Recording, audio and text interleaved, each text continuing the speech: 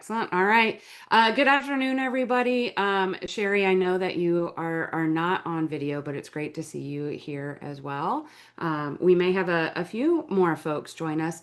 Uh, I'm going to do just a super quick introduction. I'm going to have Erin introduce herself as well.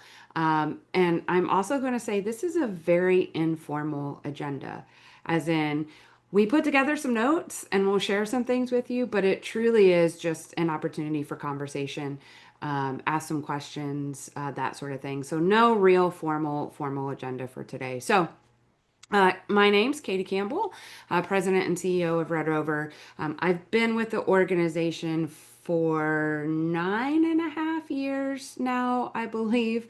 And I've been in the President and CEO role for about a year and 3 months now. So still pretty new to the role, but not necessarily new to the team, and just super excited to be here with you all today.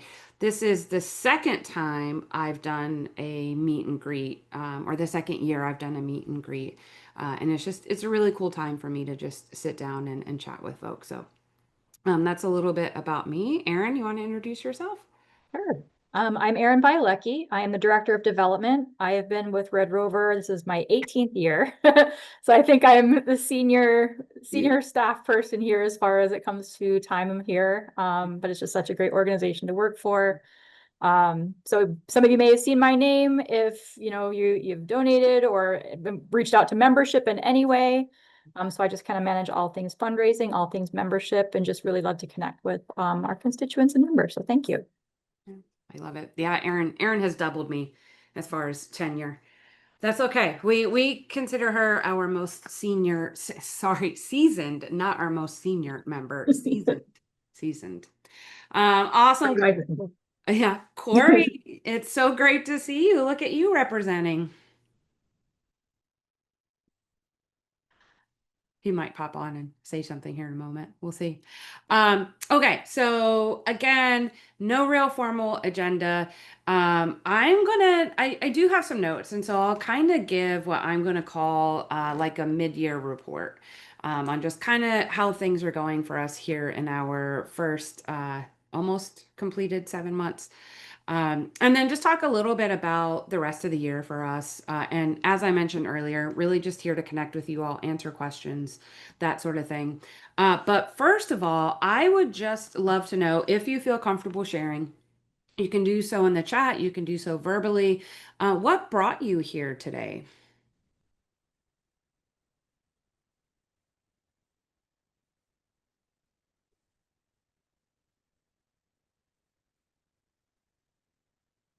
Katie, I'll share verbally, and I'll take myself off of camera. Hi. So, as you know, Katie, I'm a nonprofit consultant, and you and I go way back to our North Carolina years.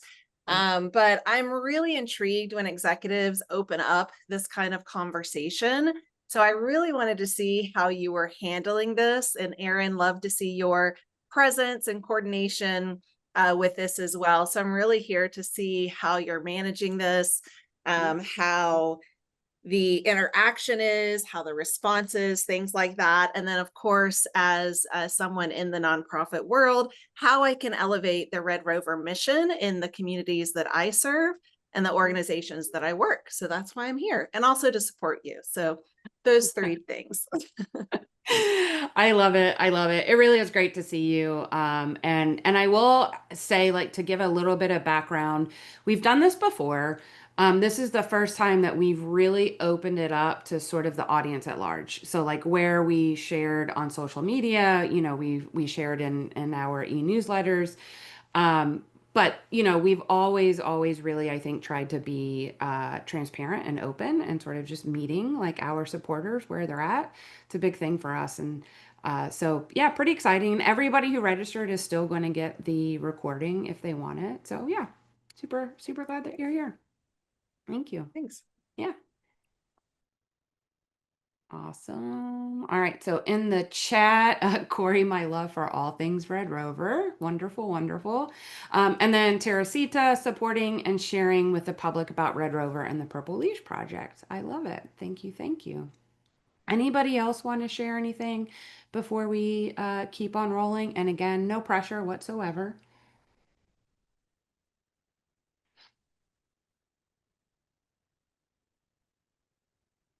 Yeah, I was counting the 8 silently. Laura, did you just say something?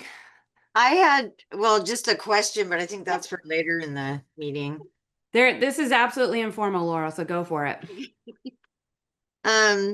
Does Red Rover receive any federal funding, or is it donation only from people? And how is the federal funding going if we do receive federal funding? Sure, sure. No, it's a great question. Certainly a hot topic question right now that we know. We do not receive any federal funding, so we are very fortunate. And I'll certainly tap Erin if she wants to share anything in addition.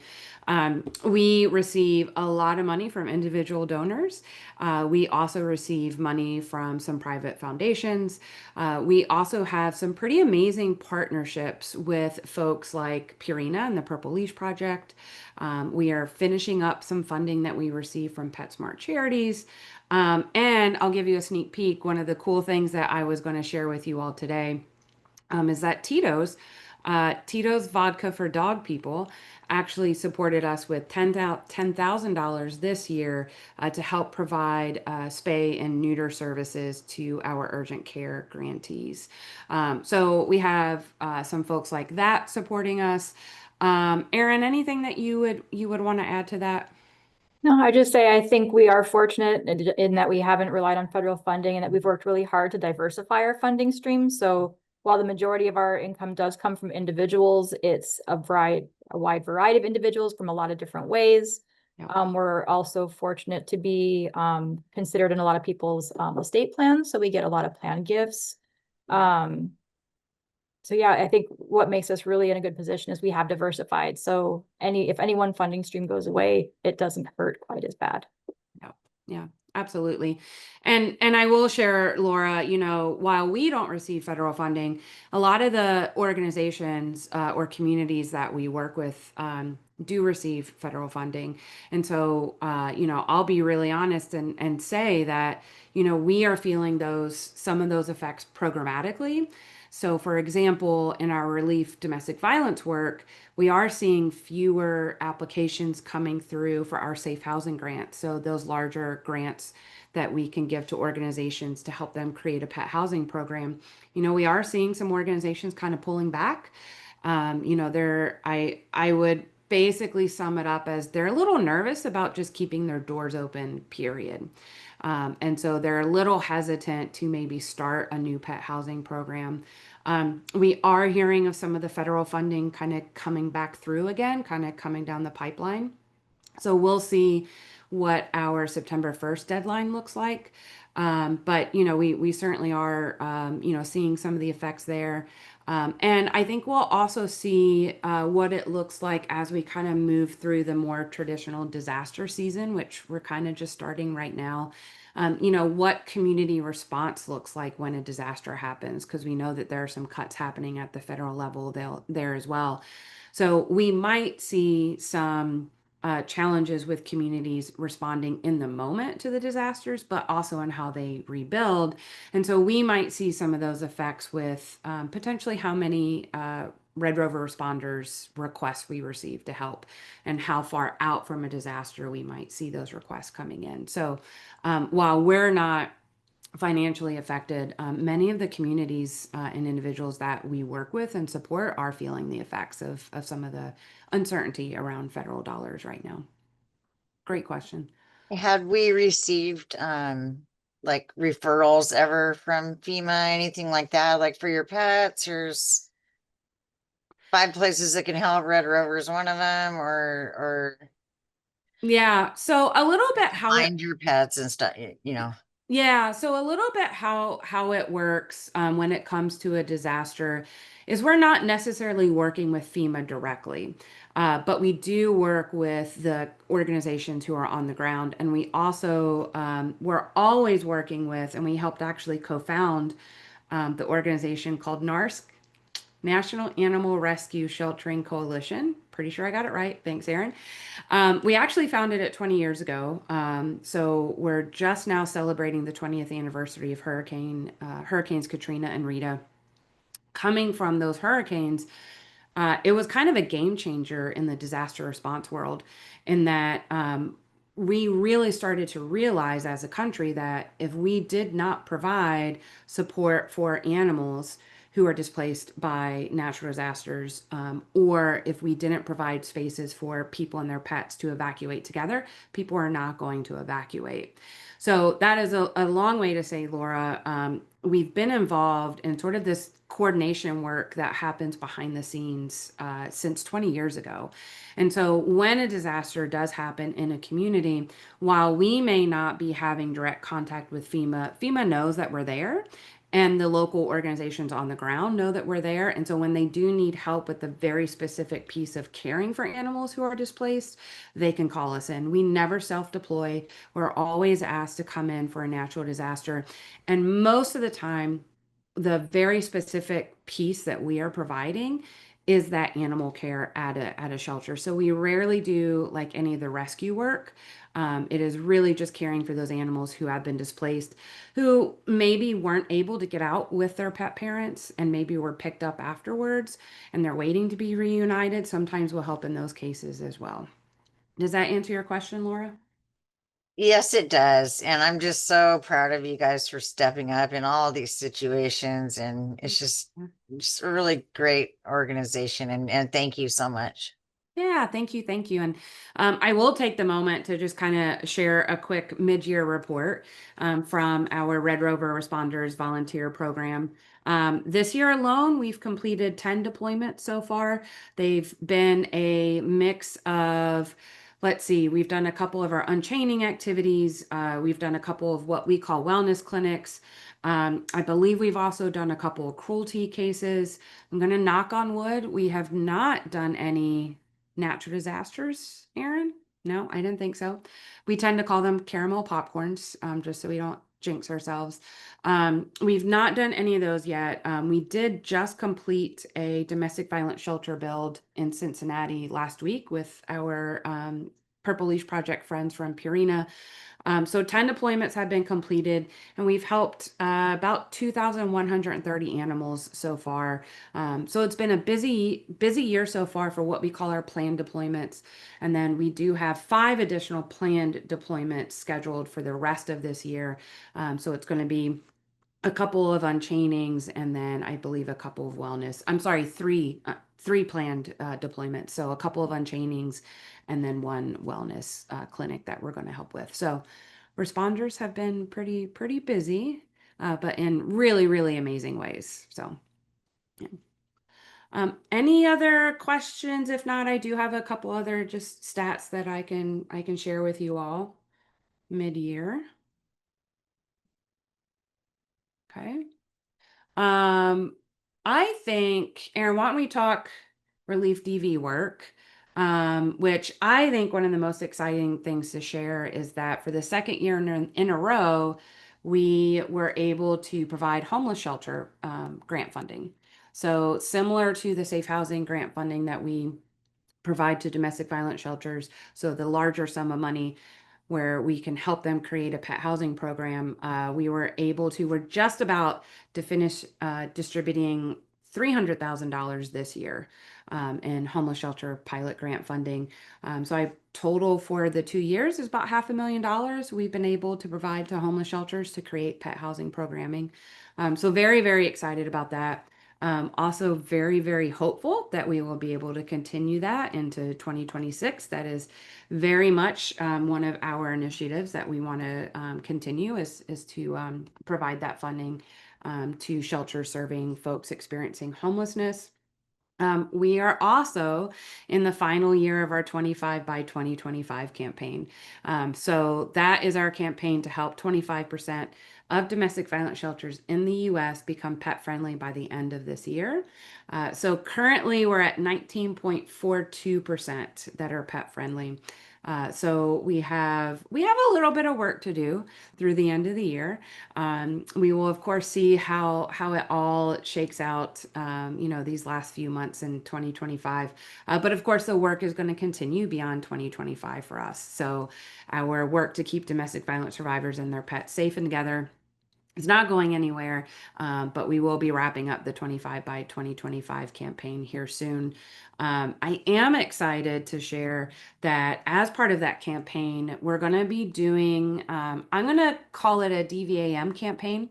It's the first time that we've done it. So a Domestic Violence Awareness Month campaign. It's going to start on September 30th. And we're going to start on September 30th with a virtual discussion with some of our partners on the national level about the importance of keeping people and their pets together. So we're going to have somebody from Purina and the Purple Leash Project. We're going to have somebody from DomesticShelters.org joining us. Also, the National Organization for Victim Advocacy is going to be joining us. And we're actually going to have a survivor and advocate talk about just sort of the national landscape of why keeping people and pets together through domestic violence is so important. And then for the rest of the month in October, we're going to have a series of lunch and learns, hour-long conversations with just different folks who are involved in this space. And so really kind of getting a little bit more into, a little bit of the how do you do it. I come from the human services world before Red Rover. And so I know, telling a human services organization like, hey, I think you should do this. It's a really important thing. It can feel really, really scary. And so that's kind of what we're focusing our DVAM campaign around this year. We'll see how it goes, but super, super excited to do this for the first time ever. Any questions or thoughts around that? Erin, anything that I missed that you would shout out? Just something that I'd like to add just for a little extra context for those people who may not know. So I noticed to say that we're at 19.42 out of 25%. It might feel like, we're not quite meeting our goal, but just to give some perspective, we've been doing this work. We gave our first safe housing grant in 2012. Yeah. And back then we were at 3%. So in Yes. just 13 years, we've gone from 3% to 19%. That's an incredible amount of growth. And I'll say too, that this campaign is specifically for on-site pet-friendly housing. We also give grants for off-site and to animal shelters and now homeless shelters. So our reach is just so much more. So I just really want to share that it may not feel like we're met our goal, but there is just so much tremendous success in this campaign overall. Yep. Yeah, no, great point, Erin. And I want to say since 2012, and this is a very rough number, we've provided $6.5 million through our safe housing grant. So those larger grants and our safe escape grants, which would not include our 2025 totals, Erin. Right. Yeah. So $6.5 million to help keep domestic violence survivors and their pets safe and together. So yeah, thank you. I'll go on to Relief Urgent Care. So Relief Urgent Care is our emergency veterinary care grants. And so these are open to pet parents who have a pet who has an emergency veterinary need, and they need some help paying for that emergency veterinary need. I did mention earlier that one of the exciting things this year is the $10,000 in support from Tito's Vodka for Dog People to provide spay neuter support for those urgent care grantees. It probably isn't a shock to many people. Veterinary costs are continuing to rise for a variety of factors. And we also know that spay and neuter services can be a challenge for many pet parents, to achieve. So we're really, really excited to be able to offer, the spay neuter option to our urgent care grantees. And I'll also share that we continue to see growth in the demand for our urgent care grants. The teams are just finishing up their Q2 impact reports, and they received 1,680 applications in the Q2 alone for urgent care grants. That is the highest number of applications ever received. And sadly, we're on track for the year to receive more applications than last year, which was our highest year ever of urgent care grant applications. And so we continue to see this being an increased need. Folks just can't afford the emergency veterinary care that they need. Erin, I don't know, anything that you would like to share there, or maybe just share, might be a cool opportunity to talk about our On-Call Angels program and how they're able to kind of step in and help at times too. Yeah, that's a great way to include it. So our Red Rover Relief Grant program is where we give grants to people who need emergency veterinary care. One way that we kind of support that program, but also make it a special opportunity for people who want to donate to Red Rover, is our On-Call Angel program. So people who are interested in being On-Call Angels, they pledge a certain amount a year, and that can be as little as 150 once a year, or up to $500 a month every year. And so when you kind of let us know what you're willing to contribute, we then pair you with a Red Rover Relief urgent care case. So like a pet that needs surgery for a torn ligament or a mass removed. We will pair you with that case. You get to know exactly who it is you're helping. You get a photo, you get an update from the family if we're able to get them. And it just really kind of helps make you feel like what you're doing has a really solid impact. It's a really successful program. We've been doing this for, gosh, 2011, and it's been just growing. Our goal is to fund all of our urgent care cases through On-Call Angels, and we're about halfway there. So we're still recruiting for more angels. And if you want to know more, get more information, please reach out to me. I'll put my email in the chat. Yeah. Thanks, Erin. Yeah, and we're also just generally as an organization heading into our strategic planning time, and so we know that obviously we're continuing to see increases in that demand for that emergency veterinary care, and so the teams really are thinking through how can we fund more. How can we make those applications more accessible? They do have to be filled out online by a pet parent, and we know that internet access is not always available. And it is also only available in English at this time. And so, we're also working towards, how can we make it more accessible to the folks who really need it? And I do also think, while it is not a direct support, it's part of the reason why I love the growth of our community programs work and the Responders program, is because we are doing and supporting more of those wellness clinics. And so actually being able to go to the communities where folks need them, partner with the local organization there. We essentially provide the people power. So we're sending the volunteers, and we're helping large number of animals at one time. I believe at one of our wellness clinics during the first quarter in Louisiana, I think we helped 569 animals in one clinic. I think we provided 900 plus vaccinations, and I think it was 120 spay neuter vouchers, something around there. So it's, we really are, I think access to veterinary care is a real challenge for pet parents. And we also know that access to veterinary care also means that pets aren't being adopted out of shelters because folks know that they can't provide that veterinary care. So we are trying to continue to think around, how can we help in that area? Moving on to our Red Rover Readers program. This is our program that is really designed to help teach kids about kindness, compassion, and empathy for animals and people through traditional children's books, but also through the Kind News magazine. They continue to work with local communities to create curriculum that actually reflects those local communities, whether that be with race or ethnicity or language, or even just the types of animals that live in that community.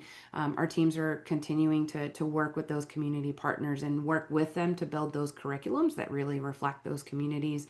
I just saw a stat today for Kind News. So Kind News magazine, I'm really going to age myself here, Jarrett, you already know how old I am. Uh, I remember the Ranger Rick magazine when I was a kid that I got in the classroom. So it's kind of like the Ranger Rick magazine, but it's essentially a magazine. Um, yeah, Jarrett will give me my real age. I love it. It's a magazine designed for kids that can go into the classrooms or individual homes, and it's colorful, it's engaging, it teaches kids about all different types of animals, all different species, and really also talks to them about different careers, that kids can have, in the animal, in the world of animal work, and also does a lot to like highlight what we call our humane heroes. So really calling out those folks and communities that are just doing amazing work for animals and people. So it's a wonderful magazine. They are also working to be really reflective of the communities that we serve as well. And one of the survey questions that they ask teachers of the Kind News magazine is, do you feel like the magazine reflects the students in your classroom? And it was wonderful to see that 97% of respondents said, yeah, the magazine reflects, the students I have in my classroom. So it's really, really exciting to see, I think, the growth in the Readers program in that way. They also reached a huge milestone already this year of reaching 300,000 children with the Kind News magazine. And, we'll start the new school year soon, but for the calendar year, we have more kids that we're going to reach through Kind News as well. So really, really exciting growth as well there. And they're going to continue that work of working with communities to build those curriculums. So I think lots of exciting stuff to come there. Erin, anything you would share? Nothing on the Kind News front. Okay. Yeah. Yeah. I will share something that has been pretty exciting, and I dropped a mention of it earlier. We believe in collaboration as an organization. Like, we have just a ton of collaborative partners that we work with, like Greater Good Charities, PetSmart Charities, to do our work. But we're also really committed to do kind of cross-program collaboration. So I mentioned it earlier. We just finished up a domestic violence shelter build in Cincinnati, Ohio, with our friends, our partners at Greater Good Charities and Purina, the Purple Leash Project. So that's a really cool way where we're giving a safe housing grant to the domestic violence shelter to create that programming. And we're also actually sending a team of volunteers to actually go do that work. In addition, not only did we just give them grant funding, but they're also in what we call our coaching program via Don't Forget the Pets collaborative project. And so we've been working with them on their program design, their policies and procedures. And so it's a wonderful way, I think, we're able to support programs or support organizations across programs. And there was also something very similar that happened with a safe housing grant for an organization in Maine who actually serves horses. So the Maine State Society for the Protection of Animals, they rescue horses, and they wanted to build a barn so that the horses of survivors would be able to go and stay there while their survivor was in shelter. It's a wonderful, wonderful project. It's the first of this kind that we've funded. And we were also able to collaborate with the organization via our Red Rover Readers program. And so we just hosted a training for their staff. I want to say it was back in May, I think. And so we trained 11 of their staff and volunteers on how to use the Red Rover Readers curriculum to teach kids about kindness, compassion, and empathy for animals. So again, just really kind of cool, I think, cross-program collaboration that we're doing. Erin, I don't think I'm missing like any other exciting ones, am I? I mean, nothing that's current. I know there's the work that we've done with like SNAC and, that forest school. Yeah. Yeah. Yeah. The forest school one is very cool as well. So, again, I think one of the things that makes me the most excited about Red Rover and most passionate about it is that we know that we can't do this work alone. We're a small but mighty team of 25 people now, with roughly 4,000 volunteers around the country. And we certainly know that we can't do this alone. And so we really, really value our partnerships with other organizations doing this work. So very cool.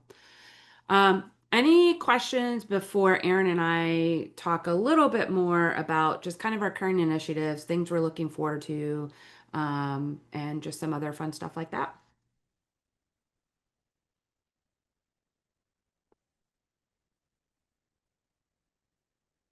I see you. Thank you for that update. I was going to ask Katie, and maybe you're going to share this towards the end.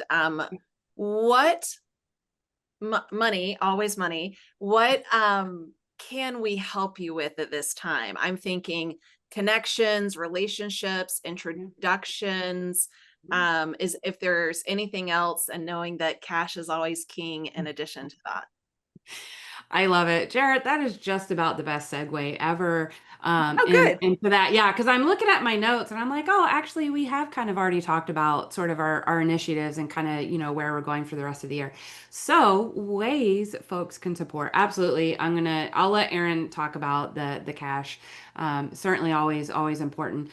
Our volunteer base is always a wonderful place where folks can support us. So to become a Red Rover Responders volunteer, you have to complete an online training. It's about 3 to 4 hours. It's go at your own pace. It's online. You can get all the information at redrover.org/join responders. I can put that in there when I stop talking. So folks go through the training, and then you're basically in our database, our volunteer database. And so, when a natural disaster comes up, or some other deployment comes up, you're going to get an email that says, hey, this is what we're looking to do. Are you available? And I will just share, I mentioned it earlier, there's a variety of deployments, right? So there's the animal care deployments where we're going to a natural disaster, where we're going to a cruelty response, a cruelty situation. But there's also other ways to help that don't involve animal care, because we actually hear from a lot of volunteers and supporters that I love animals. I just don't know if I could do that. It might pull on my heartstrings a little bit too much. And so that's where, some of our work comes in with, like, our domestic violence shelter bills. You can do that. We also are doing more of what we call our trap, neuter, vaccinate, and return deployments, especially in coastal communities with community cats. And of course, there's always our unchaining work or our wellness veterinary work as well. So there's lots of opportunities to be a Red Rover Responders volunteer, and you'll find all of the information on the website. It's always one of our biggest calls to action for folks is come join us. I like to think we make it a lot of fun. I am one of our team leaders. And so it's always a wonderful opportunity to get out into the community and experience the work and get to know other folks. I think that's one of the greatest benefits, is getting to know other people who like doing this kind of work. So, Erin, do you want to talk about the money? Yeah. I always like to talk about the money. Uh-huh. So I'll say, and even just building on what Jarrett said, I mean, another one of those is relationships. If there are ever, corporations or foundations, or you're at a local animal event in your area that you see a sponsor and you think might be, oh, Red Rover does this work. We're always looking for just names, connections, any of that would be amazing. Again, I put my email in the chat. I'll put it again, and then I'll send it out with the recording, but that's one very easy way that doesn't really require much output on anyone's part. But when it comes to actually giving money, we try to make it so, like, we offer a lot of different ways to support, in ways that are exciting and fun and engaging, in ways that mean something to you. So we have, for example, what we call our peer-to-peer fundraisers. Let's just say Purplish Project is your passion and you want to spread the word about what they do, and you can create a fundraiser to raise money for the Purplish Project. Or you have a bridal shower. Instead of gifts, you want to raise money for Red Rover. You can create a fundraiser for things like that. Just anything in your life that you can kind of create a fundraiser for, we have the ability to do that. We also have tribute giving. Like, if you want to celebrate in honor of a Mother's Day or Father's Day or Valentine's Day, or your celebration of your pet's gotcha day, fun things like that, where you can send virtual cards to people with really cool graphics. Obviously, we've already talked about On-Call Angels, which is probably one of our most meaningful ways to support. Like I said, you really get to see directly, and either every month, every quarter, every year, how often you give, the direct impact that your gift makes. We have one of the things that's becoming more popular than maybe something you've heard are what's called donor advised funds, especially with all the different changing tax laws and things like that. Donor advised funds are becoming a really popular way for people to give gifts to organizations and still reap tax benefits. So they're pretty simple to start at any of like community foundation near you, or an organization like Fidelity or things like that. And I don't know if there's a minimum. I mean, it can be as little as 500 and you can gift $50. So it doesn't need to be this large amount that I think a lot of people feel overwhelmed by.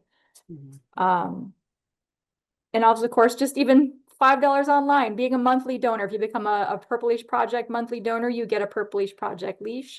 So we are really trying to find ways to engage people and get people to really feel good about their support. And did want to share a couple other opportunities in addition to just the different ways. There's other matching opportunities. So when you give a gift, that your gift will go twice as far. For example, Purina, so far this year, they are matching every dollar to the Purplish Project until December 31st, up to $500,000. So just note, any gift that you give to the Purplish Project this year will be matched. We'll have a couple other matching opportunities towards the end of the year. If you've heard of Giving Tuesday, which is an international day of giving, after it follows, oh my gosh, what's the third? Black Friday, Cyber Monday, and then Giving Tuesday. So it's just meant to really enforce a spirit of giving around the holidays. And of course, year-end tax benefits, we always kind of get those gifts at year-end. So, and also too, I'll just say, while the economy seems to be doing well, stock gifts are also another wonderful way to support that isn't like directly out of your day-to-day income. So yeah, lots of different ways. If you have any questions about all of those, you can ask now, or you can reach out to me via email or phone call. I love that. Thanks, Erin. Certainly a lot of ways to give. And I will build on, I think, what both of you said about the partnerships piece. I think one of the things, if you know of a community that is thinking about how to do disaster planning, we offer training on that. So our Director of Field Services, Beth Gammy, can actually help local organizations, understand how to build a disaster plan. What does it look like? What are the things that you need to do? Our, disaster work and planning and training work is kind of happening all year long. So that's certainly something that folks can always share out with other organizations or send organizations our way. And we can help figure out where they need to go. And I will also say that I think one of the really important things that folks can do when it comes to domestic violence and pets is, one, talk about the fact that survivors will delay leaving if they can't take their pet with them. A lot of people don't know that. And a lot of survivors don't know that pet housing programs even exist. There was a study or a report that went out in, I believe it was 2021. It was a survey of about 2,500 domestic violence survivors. And they, were asked about their experiences of domestic violence and animal abuse. 97% of those survivors said keeping their pet with them factors into their decision to leave. And 72% of those survivors didn't even know that a pet housing program was a thing. And so I think one of the easiest ways that you can support not just Red Rover, but I think our community members, is by talking about domestic violence and pets, removing some of that judgment around it, and providing resources around it. So I just want to throw that one in there as well. Question in the chat, and definitely, I think that was like all of our big highlights, right, Erin? Okay, cool. So we'll certainly open it up to like questions and thoughts. Question in the chat: do you guys have any organizations that you collaborate with in California? Yeah, absolutely. And collaboration for us happens in like many different ways, takes on many different forms. I will say one of our biggest collaborations that we've had in terms of, we work with them, we train with them, we will go and help them when they request us, is an organization called NAVDAG, North Valley Disaster Animal Group. I think it's called North Valley, but it's Northern California Disaster Animal Group. We've worked with them a few times over the last couple of years. We actually have been coaching. We're getting ready to start coaching them. They received a grant, so there's a homeless shelter in Santa Rosa, California, who we've been coaching a little bit. They received a grant. We actually just went down. They were gracious enough to let us tour their facility. We gave them some guidance and some tips along the way, but they also just talked with us on video about how important this kind of work is. And so we consider that a collaboration because, yes, we gave money, but we also learn a lot from them. So we are grant funders in many ways, but we also really, really value the knowledge that we can get from those organizations that we fund. So that was just a wonderful experience. We got a lot of great just information and content from them. I think the video might already be out, so folks could actually go on a tour with us at that organization, the Living Room Center. We also met with their partners, and we do partner with this group as well, or collaborate with this group. The mobile veterinary group called Ruthless Kindness. They're also in the Santa Rosa area. They're very, very cool. They basically have a old ambulance that they have transformed into a mobile vet clinic. And so they're able to go and do some of those wellness clinics. They're able to support domestic violence shelters, homeless shelters in their communities and provide some of that needed vet care. So, we certainly collaborate with a lot of organizations in California and across the country. So those are just a couple that kind of come to top of my mind. Erin, are there any that you can think of? And again, just kind of coming back to the Sacramento Native Health Center, just to it's more of like Yeah. a readers. And I think, yes, it's a collaboration in that, and I'll kind of share a little bit if no one's familiar with it. So Sacramento Native American Health Center supports Indigenous communities in Sacramento.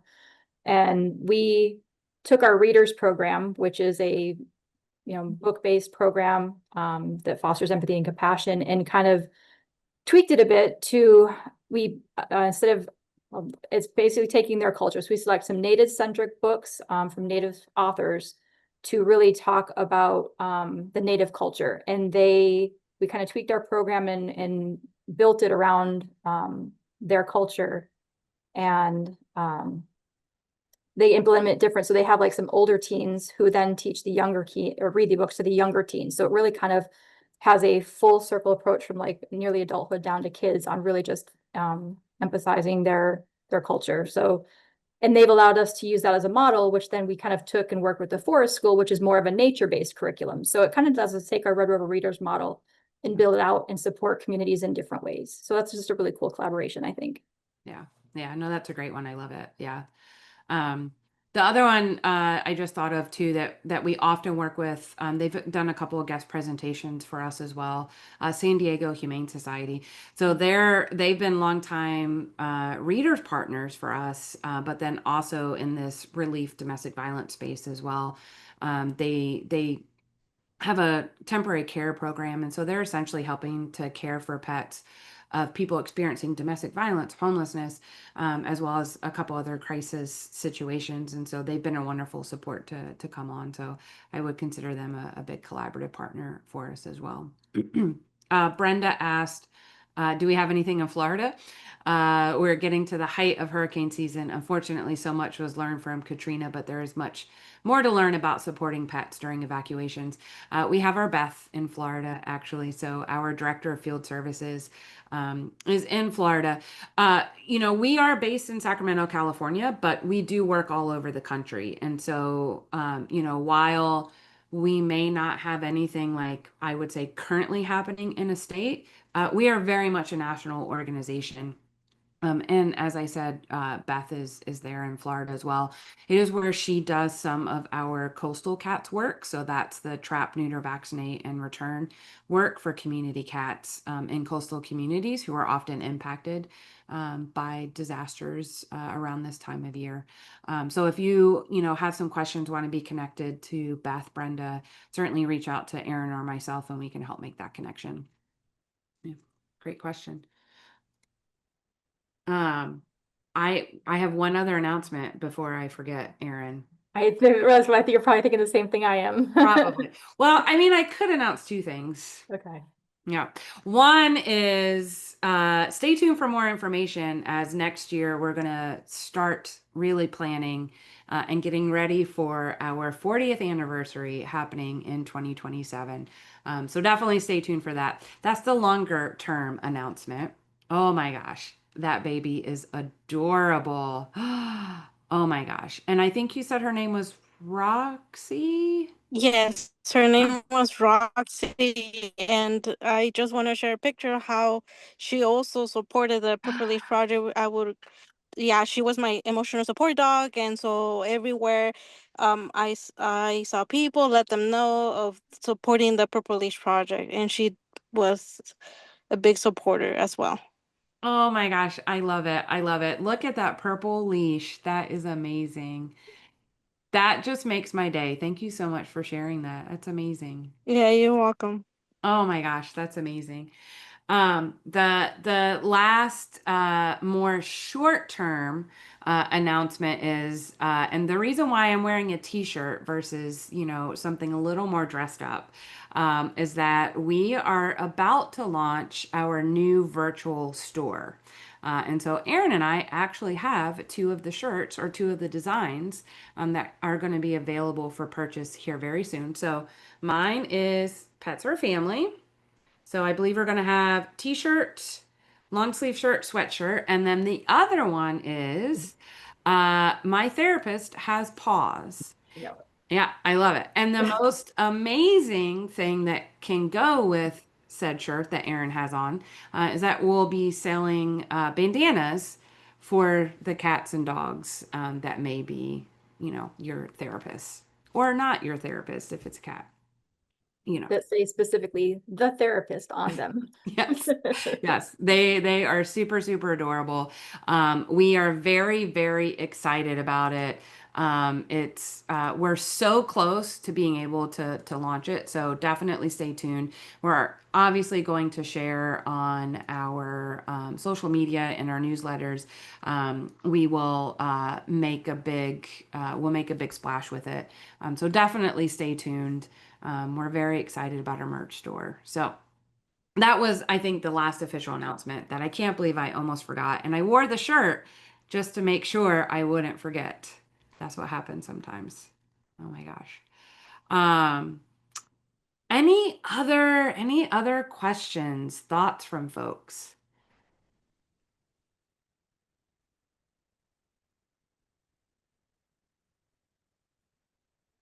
Okay. I think I waited the 8. We have a thing that we like to do called Wait the 8 before we continue moving on. So um, I'm going to say that you are welcome to drop off. We so appreciate you joining us. It's wonderful to meet you, to see you, reconnect with all of you. Please stay tuned to all of our things. Really appreciate the kind words in the chat as well. Erin, any thoughts from you? Just a big thank you for joining us today and for just supporting Red Rover however you do. We appreciate it. Yeah. Corey, thank you so much. It really is wonderful to see you again, hear from you again. We miss you. I'll stick around for a few minutes if folks have any just last minute questions or thoughts you want to share and not the big group. Erin, no pressure for you. You don't have to do that. You may have another meeting to go off to. But thank you, thank you, thank you. And Teresita, you made my day. Thank you. Thank you again for sharing little Roxy with us.